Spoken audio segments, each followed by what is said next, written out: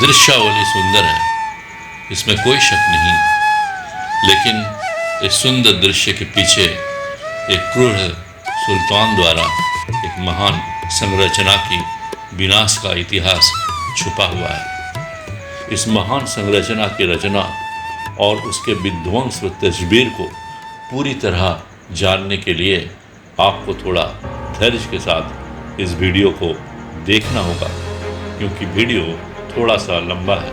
सूर्य देवता की 13वें रूप श्री मार्तंड देव का ये सूर्य मंदिर मूल रूप से एक छोटे पठार के शीर्ष पर है, जिसके तल पर विशाल वादी और उसमें बहते नदियाँ, झीलें, नहरें और हलचल भरे गांव हैं। घने पेड़ों के बीच बर्फ से ढके पहाड़ों से घिरा एक ऐसा दुर्लभ स्थान कम ही देखने को मिलता है। इस मंदिर का निर्माण कारकोट राजवंश के 5वें सम्राट, भारत का सिकंदर, महान विजेता राजा ललितादित्य मुक्तपीत ने करवाया था। श्री मार्तंड देव की यह मंदिर 8वीं सदी में सूर्य देवता को समर्पित कर बनवाया गया था। मंदिर अब खंडहर बन चुका है। राजा ललितादित्य मुक्तपीत सूर्य वंश के बहुत शक्तिशाली शासक थे और एक गुणी राजा के रूप में जाने जाते थे। मंदिर के आंगन के बाहर के क्षेत्र हरियाली से घिरी हुई है। सुंदर परिदृश्य वाले बगीचे और पत्थरों से बंधे रास्ते। मंदिर के प्रवेश द्वार बागीचे से करीब 100 फीट आगे चलने पर आता है।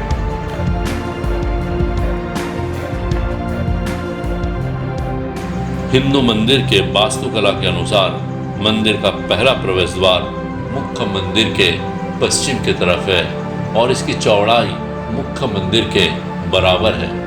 प्रवेश द्वार मुख्य मंदिर का समरूप है, जिसमें देवी देवताओं की विस्तृत सजावट और पत्थर की नक्काशी है। प्रवेश द्वार एक ऊंचे मंच पर है। सीढ़ियों से 8 सीढ़ियां ऊपर चलने पर प्रवेश द्वार आता है। प्रवेश द्वार के पूर्वी और पश्चिमी हिस्से खुले हुए हैं और बीच में एक दीवार द्वारा ये 2 भागों में विभाजित है। मंदिर के बाहर जितना सुहाना दृश्य है, अंदर का नज़ारा इसका ठीक विपरीत।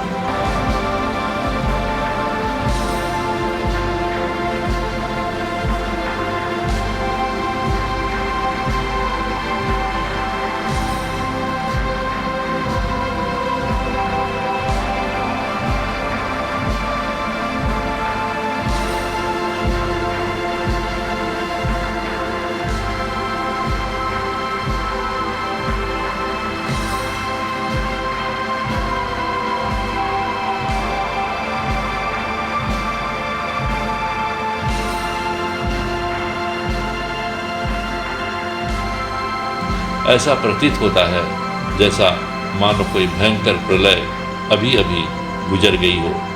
एक विशाल प्रांगण के चारों ओर खंडित मंदिरों के खंडहर बिखरे पड़े हैं। फिर भी इस खंडहरों के बीच गौरवशाली अतीत के 75 फीट ऊंची आश्चर्य करने वाला मार्तंड सूर्य मंदिर सर उठाए खड़ा है। ये आश्चर्य रचना अब एक खंडहर बन चुका है और इसे खंडहर बनाने वाले थे शाहमीर वंश के 6ठे सुल्तान सिकंदर, जिसे बुद्ध सिकन के नाम से जाना जाता है। यह वही सुल्तान सिकंदर है जिसने अपने शासन काल के दौरान कश्मीर में सैकड़ों हिंदू और बौद्ध मंदिरों, चैत्य विहारों को नष्ट कर दिया था। मूर्तियों को नष्ट करने के लिए उसे बुद्ध सिकन कहा जाने लगा। बुद्ध सिकन यानी मूर्तियों को नष्ट करने वाला। मुख्य मंदिर एक बड़े प्रांगण से घिरा हुआ है, जिसके चारों ओर खंभों की कतारें हैं, जिनमें से कुछ अभी भी खड़े हैं, बाकी धूल में बिखरे पड़े हैं।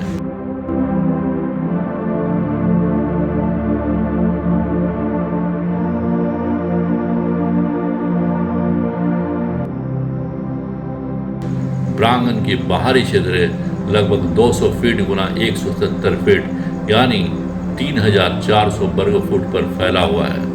मुख्य मंदिर के चारों ओर प्रांगण में 84 छोटे छोटे मंदिर थे। ये स्तंभ उसी मंदिर का हिस्सा है। 84 मंदिरों में से आज एक भी अखंडित नहीं है। मुख्य मंदिर स्तंभयुक्त प्रांगण के मध्य में स्थित है। आज भी इस खंडित मंदिर का भव्यता विस्मय दिलाता है। मंदिर की खंडहर से ये कल्पना करना बिल्कुल भी मुश्किल नहीं है कि मूल मंदिर और उसका परिसर का स्वरूप कितना अविस्मरणीय रहा होगा। मंदिर के प्रांगण में एक छोटा सा कुंड भी था। मूल मंदिर कैसा दिखता था इसका एक तस्वीर मोटे तौर पर 1870 ईस्वी में जे डुगविड द्वारा लिखित letters from India and Kashmir से प्राप्त चित्र है। सीढ़ियों से 19 सीढ़ियां चढ़ने पर मुख्य मंदिर का चबूतरा है।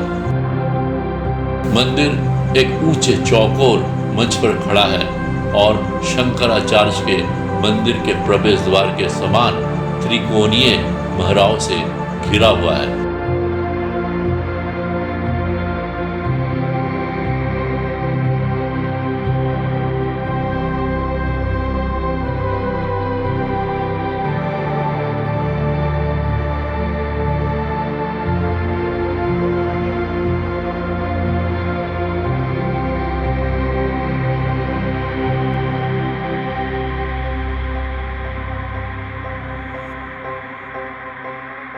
मंदिर की छत आज नहीं बची है, लेकिन ये अनुमान लगाया जा सकता है कि इस मंदिर का छत भी दूसरे सूर्य मंदिर की तरह ही पिरामिडीय आकार की थी।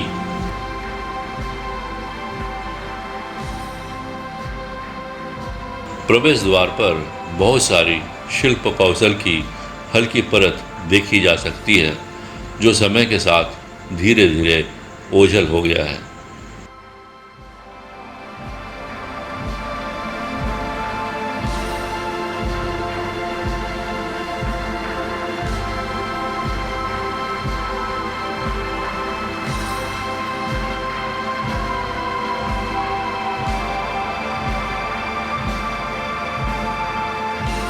शिल्पकला की मुख्य विशेषता दो स्तरीय त्रिकोणीय ताक और उनमें स्थापित देवी देवताओं की आकृतियां हैं।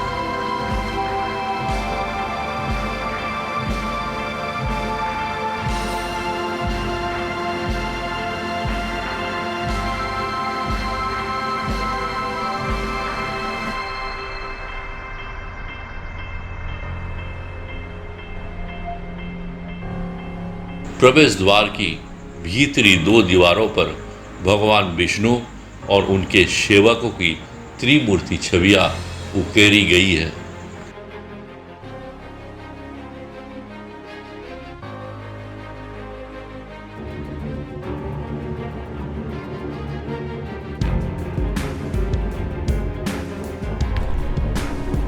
मुख्य मंदिर में 3 क्रमिक भाग है। पहला अर्धमंडप लगभग 19 फीट का वर्गाकार है, बीच का अंतराल लगभग 18 फीट का वर्गाकार है और अंतिम गर्भगृह लगभग 18 फीट गुना 13 फीट का है। मार्तांड मंदिर के निर्माण में 10 से 12 फीट लंबे एकल ब्लॉक के बने लगभग 84 पत्थरों के स्तंभों का उपयोग किया गया था। ये सारे स्तंभ एक लय में बंधे हुए थे। इनमें से कुछ आज भी खड़े हैं और बाकी खंडित अवस्था में मंदिर के मैदान में बिखरे हुए पड़े हैं। कश्मीर के प्राचीन मंदिर वास्तुकला निस्संदेह ग्रीक वास्तुकला के प्रभाव को दर्शाती है, जो पत्थर के खम्भों, त्रिकोणीय द्वारों, ज्यामितीय डिजाइनों, विशेषकर आयताकार और त्रिकोणीय पत्थर की त्रिकोणिका में उकेरी गई देवी देवताओं की छवियों के उपयोग में स्पष्ट रूप से दिखाई देता है। कश्मीर एक समय यूनानी राजा मिनांडर प्रथम के शासन में था। वो बुद्ध के भक्त थे। बाद में उन्होंने संघ में शामिल होने के लिए सिंहासन छोड़ दिया और बौद्ध धर्म को अपना लिया। उन्होंने एक बौद्ध मठ का निर्माण कराया था, जिसे संस्थापक के नाम पर मिलिंद विहार के नाम से जाना जाने लगा।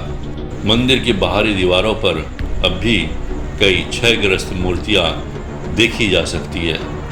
इस मंदिर में साल के 365 दिन के अनुसार कुल 365 मूर्तियां बनाई गई थी।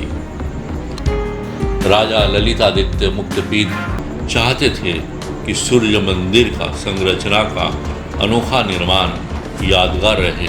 मार्तंड सूर्य मंदिर योजना में प्रदर्शित उत्कृष्ट शैली राजा ललितादित्य मुक्तपीत का कल्पना और दूरदर्शिता का परिचायक है।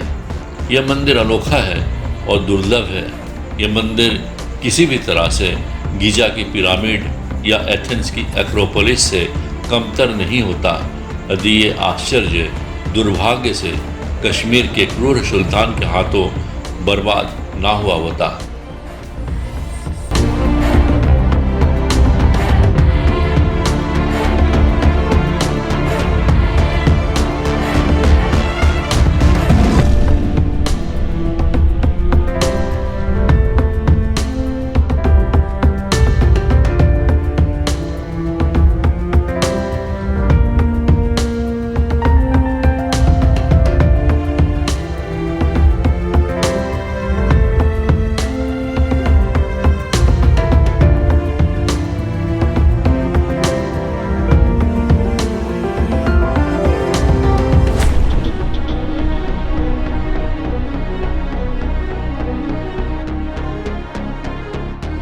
एक अद्भुत मंदिर की ये दुर्दशा देखकर मन विचलित हो उठता है। जिस मंदिर का दर्शन का सपना के लिए घर से चला था वो आज पूरा हुआ, लेकिन मंदिर के खंडहरों में खड़े होकर मुझे बहुत दुख हो रहा था।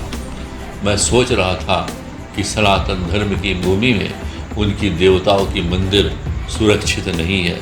ऐसा लगा कि खंडहरों के बीच मानो मंदिर कह रहा है कि एक क्रूर सुल्तान लाख कोशिशों के बावजूद मुझे पूरी तरह से ध्वस्त ना कर पाया। लगभग 600 वर्षों से मैं सिर उठाए खड़ा हूँ और इस क्रूर सुल्तान की क्रूरता की गवाही दे रहा हूँ और आगे आने वाले वर्षों तक ये गवाही देता रहूँगा। एक सुल्तान की क्रूरता की कहानी मेरे इस खंडहर में गूंजता रहेगा।